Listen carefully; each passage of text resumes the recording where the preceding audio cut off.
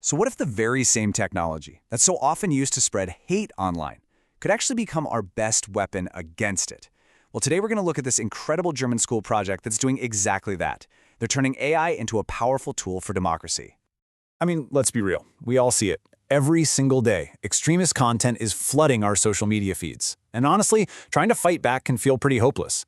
But what if the answer isn't just about blocking and reporting? What if it's actually about creating something new? Well, it turns out the answer might just be to fight digital hate with digital creativity. And this powerful image you're looking at, this wasn't made by some professional artist. Nope. This was generated by students using AI, and it really signals a whole new and really powerful form of resistance. Okay, so let's really dive into this. To get it, we first have to understand the threat.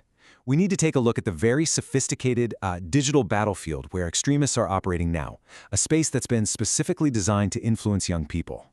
You see, extremist groups are using this really calculated playbook to draw young people in, and it almost never starts with overt hate. Instead, they'll use things like humor and memes as a gateway. They copy popular influencers, and they promise this sense of belonging to kids who might feel isolated. Every single step is carefully designed to slowly but surely normalize some really dangerous ideas. And they also rely heavily on coded language. I mean, you might see a number like 88 and not think twice about it, right? But it's actually a common extremist code for Heil Hitler. These symbols are designed to sneak right past content moderators and embed hateful ideology directly into youth culture. It's literally hiding in plain sight. It's a dangerously effective system.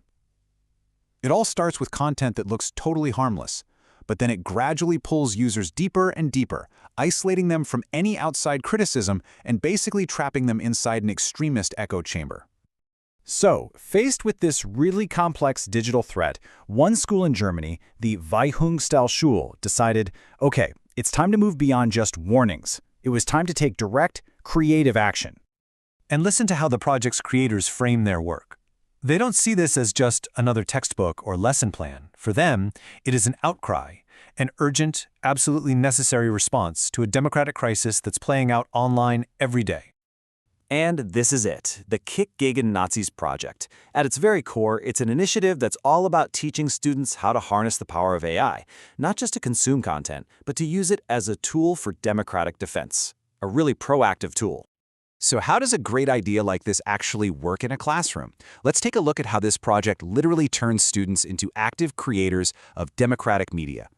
The whole thing is structured in three pretty brilliant phases. First up is Planung, or planning. This is where students do the research on the problem. Then you've got Produktion, where they get their hands dirty and use AI to create their own counter-messages. And finally, there's Presentation, where they get to share their powerful work with the rest of the world. And get this is not some outdated computer class.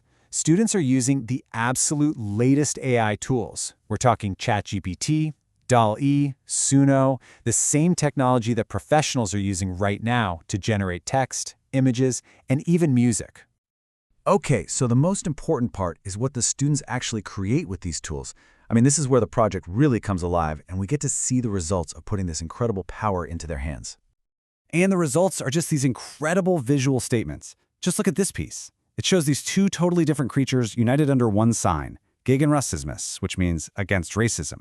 It's artistic, it's kind of disarming, and its message is absolutely unmistakable. And this is great because it shows how they use humor and pop culture aesthetics. It's not all dark and serious, you know?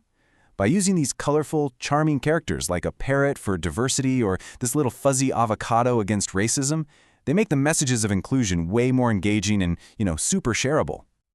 But it's not all whimsical. The students also create some really direct, unambiguous media.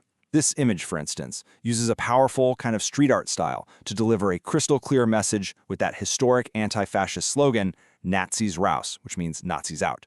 They are literally reclaiming digital space. And this, right here, really gets to the core idea of the whole project. Technology itself, it's neutral.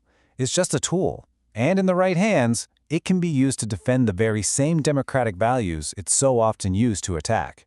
But here's the thing. This isn't just a one-off project for a single classroom. The entire initiative is actually designed to be a model that any school, anywhere in the world, can pick up and adopt for themselves.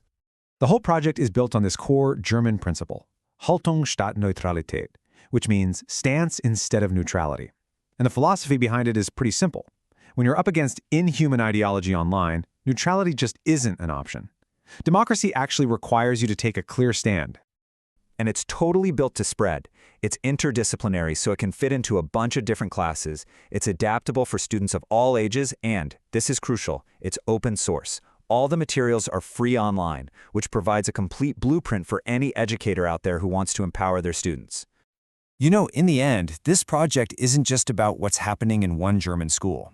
It's really a question for all of us, isn't it? In an age where digital tools give every single one of us a platform, how we choose to use our voice, well, that's more important than ever. So, if you're as inspired by this project as I am, you can go and explore it for yourself. Just scan this QR code, and you'll find all the open source materials and see how you can bring this amazing idea to your own community. Thanks for joining me.